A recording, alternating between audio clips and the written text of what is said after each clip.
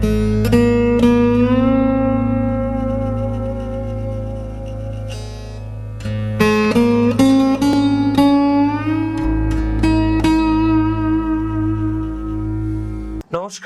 ঋষিবাণীর আরো একটা নতুন পর্বে আপনাদের সকলকে স্বাগত জানাই। আমি অর্ণব। আজকে আমাদের মধ্যে যথারীতি যিনি আপনাদের সমস্ত সমস্যার সমাধানের জন্য থাকেন, সেই বিশিষ্ট মানুষটি আবারও রয়েছেন, শান্তনুবাবু, শান্তনু শাস্ত্রী। নমস্কার। নমস্কার শান্তনুবাবু। আমরা তো বিভিন্ন রাশি নিয়ে আলোচনা করি, বিভিন্ন রাশির জাতক জাতিকা, তাদের সমস্যা, তার প্রতিকার, কি কি তাদের জন্য মঙ্গল, এই সমস্ত কিছু জানি। আজকে আমরা জানবো মিথুন রাশির জাতক জাতিকাদের সম্পর্কে। প্রথমে মিথুন রাশির নেচার সম্পর্কে, তাদের প্রকৃতি সম্পর্কে আপনার কাছ থেকে একটু জানতে চাইবো। চঞ্চল, একটু দ্বিধাগ্রস্ত, কালপুরুষের তৃতীয় রাশি, বুধের দ্বারা প্রভাবিত, একটু শিশু সুলভ, সবসময় নতুন কিছু শিখবো, সবসময় নতুন কিছু করব, এরকম একটা মানসিকতা। খুব ভালো হিসেব নিকেশ করতে পারেন এবং সবচেয়ে ভালো মানুষের সঙ্গে মিশতে পারেন। এরাই মিথুন। বাহ, মিথুন রাশির সম্পর্কে আমরা সংক্ষেপে খুব সুন্দরভাবে জেনে নিলাম। এরপর মিথুন রাশির জাতক জাতিকাদের একদম শৈশব পর্যায়ে চলে যাব। শিশু শিক্ষা, মিথুন রাশির যারা শিশু, তাদের শিক্ষার বিষয় নিয়ে কি বলবেন? মিথুন রাশির মানুষরা শিখতে ভালোবাসে, পড়তে ভালোবাসে, তারা দ্রুত শিখতে পারে, এই বিষয়টা তাদের মধ্যে স্পষ্টভাবেই দেখতে পাওয়া যায়।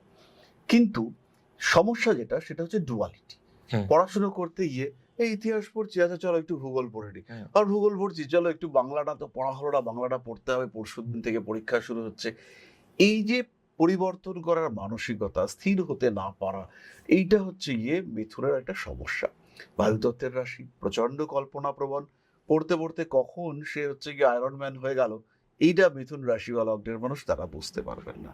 আর এখন তো তার সঙ্গে হচ্ছে ভীষণ মোবাইল অ্যাডিকশন, কন্টিনিউয়াসলি মোবাইল দেখবো, মোবাইল দেখবো, মোবাইল দেখবো, একটু গেম খেলবো, একটু রিলস দেখবো, একটু এটা করবো, এই করতে গিয়ে মিথুন কিন্তু ডুবছেন। আর মিথুন রাশি, মিথুন লগ্নের যারা মানুষ, যারা বাচ্চা, বিশেষ করে শিশু, তাদের ক্ষেত্রে এই ক্রমাগত পরিবর্তনশীল মানসিকতা, এনভায়রনমেন্ট, এরা খুব বেশি প্রভাব বিস্তার করে। বলা হয় না যে গ্যাস যে পাত্রে থাকে সেই পাত্রের আকার ধারণ করে। তো এখানে মিথুনের পরিবার, পরিবেশ, এরা ভীষণভাবে মিথুনকে অস্থির করে। আর এর কারণে মিথুন রাশি বা লগ্নের মানুষ তারা ডিসিশন নিতে গিয়ে ভুল করেন। পড়াশোনার ক্ষেত্রে এটা বারবার দেখতে পাওয়া যায়, শিশুর ক্ষেত্রে এটা বারবার দেখতে পাওয়া যায়। তারা ঠিক বুঝে উঠতে পারে না, প্রকাশ করতে পারে না যে এই সাবজেক্টটা ভালো লাগছে বা এই সাবজেক্টটা ভালো লাগছে না। তারা ভাবেন ভালো কি লাগছে, না নিশ্চয়ই ভালো লাগছে, তাহলে কি ভালো লাগছে, হ্যাঁ তাহলে মনে হয় এ তো ভালোই লাগছে, অন্য কিছুতে গেলে কি ভালো হতো, না না বাবা ওটা যদি আরো খারাপ হয়।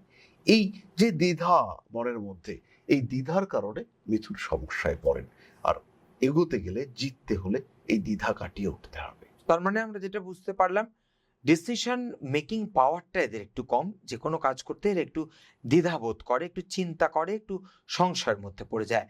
তো এই সমস্ত কিছু কাটাবার জন্য তাদের পড়াশোনার পরিবেশটা ঠিক কিরকম হওয়া উচিত? মিথুনের পড়াশোনার পরিবেশে দুটো চারটে গাছ থাকবে, কিছু যদি না থাকে টেবিলে একটা ছোট গাছ থাকবে, হতে পারে সেটা প্লাস্টিকের গাছ, তাই রাখতে হবে।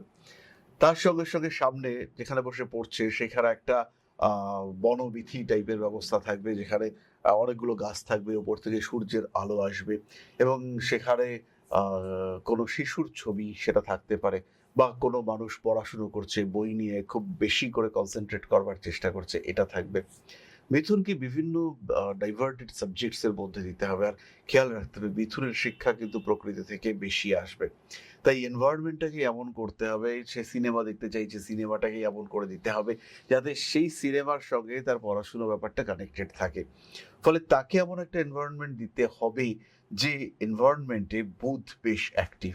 আর মিথুন কিন্তু শুধু ওই পড়েই যাব মুখস্থ করব, পড়েই যাব মুখস্থ করবো, এটা পারবে না। তাকে কিন্তু প্র্যাকটিক্যাল এক্সপিরিয়েন্সের মাধ্যমে শেখাতে হবে। তাকে বলা হলো রক্ত লাল, যে লালটা আবার কিরকম, লাল রংটা আমি বুঝতে পারছি না, আমাকে দেখাও। তখন কিন্তু দেখাতে হবে, দেখো এইটা হচ্ছে রক্ত, এরকম করে দেখাতে হবে। বা কোনো একটা পশু পড়ানো হচ্ছে, সেই পশুটার ছবি, মাটির কোনো একটা মূর্তি তৈরি হয়েছে, তাকে মূর্তিটা কিভাবে তৈরি হয় সেই জায়গায় নিয়ে গিয়ে দেখাতে হবে। এবং সে কিন্তু প্র্যাকটিক্যাল লার্নিং এইটা বেশি পছন্দ করে। তার ওই পুঁথিগত বিদ্যা সেটা সে নিতে পারে না, তার মাথায় একই সঙ্গে প্রচুর বিষয় চলে, তাই প্রত্যেকটা বিষয় সেটা সহজে তার মাথায় ঢোকে না, আর একবার ঢুকলে সেটা কিন্তু বেরোয় না। এটাই মিথুন। তারা কিন্তু ওই বিষয়টাকে একদম মনের মধ্যে রেখে দেন। আর যতই পরিস্থিতি যেরকমই আসুক না কেন, সেই ছোট্ট বিষয়টুকু ওটা কিন্তু তারা কখনোই ভুলবেন না। যেমন কিছু কিছু মানুষ আছেন অনেক বয়স পর্যন্ত বীজগণিতের বড় বড় সূত্র মুখস্থ রেখে দিয়েছেন, তিনি মিথুন রাশির মানুষ হতে পারেন। আবার বিভিন্ন গাছপালা, প্রাণীর সায়েন্টিফিক নাম, সেগুলো মুখস্থ করে একদম হুবহু মুখস্থ করে রেখে দিয়েছেন, সেগুলো তার মাথা থেকে আর নড়চড় হয়নি। এটা মিথুনের ক্ষেত্রে হতে পারে।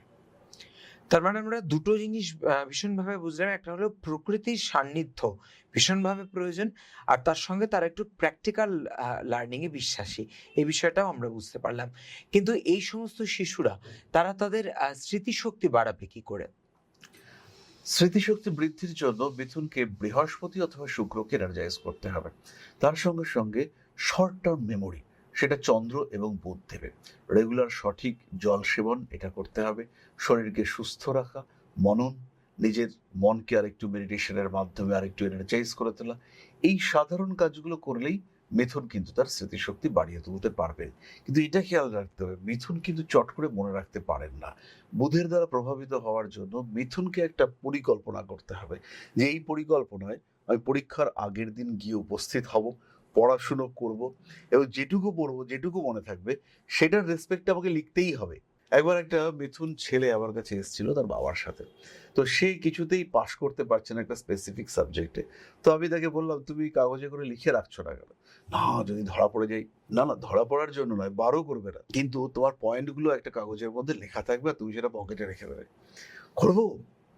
তার বাবার চোখগুলো বড় বড় হয়ে গেছে, বলছে এই কি অ্যাস্ট্রোলজার, এই কি বুদ্ধি দিচ্ছে। হ্যাঁ তুমি করো, কিন্তু ওটাকে হচ্ছে গিয়ে তুমি তোমার পকেটে রেখে দেবে, তুমি কোনোভাবেই বার করবে না। তো সেই ছেলেটি সেবার পরীক্ষা দিল, এবং এই যে সাপোর্ট সিস্টেম তার সঙ্গে ছিল, যদিও এটা অনৈতিক, তো সেই যে সাপোর্ট সিস্টেম তার সঙ্গে ছিল, সে বার করেনি, কিন্তু তার সঙ্গে যে ছিল এই যে কনফিডেন্স সে পেল, যে আমার কাছে ওটা আছে, ওটার উত্তরটা আমি জানি, এই যে কনফিডেন্স সে পেল, এটাতেই কিন্তু সে তার রেজাল্ট এবার পাসটা করলো, আর ওই সাবজেক্টে সে টপকাতে পারলো। যে প্রতিবন্ধকতা বারবার তাকে ফেস করতে হয়েছিল, সেখান থেকে সে অতিক্রম করতে পারলো অবশেষে। এই যে বাস্তব জীবনের অভিজ্ঞতাগুলো শান্তনুবাবু ভাগ করে নেন, এর ফলে আমার মনে হয় দর্শকরা এবং আমরা সবাই বোধহয় আরো বেশি করে কানেক্ট করতে পারি এর জন্য। আমরা আবারও ফিরে আসবো আগামী কোনো পর্বে নতুন কোনো বিষয় নিয়ে। সঙ্গে থাকবেন, ভালো থাকবেন। নমস্কার। নমস্কার, ভালো থাকবেন। জয় মা আদিশক্তি।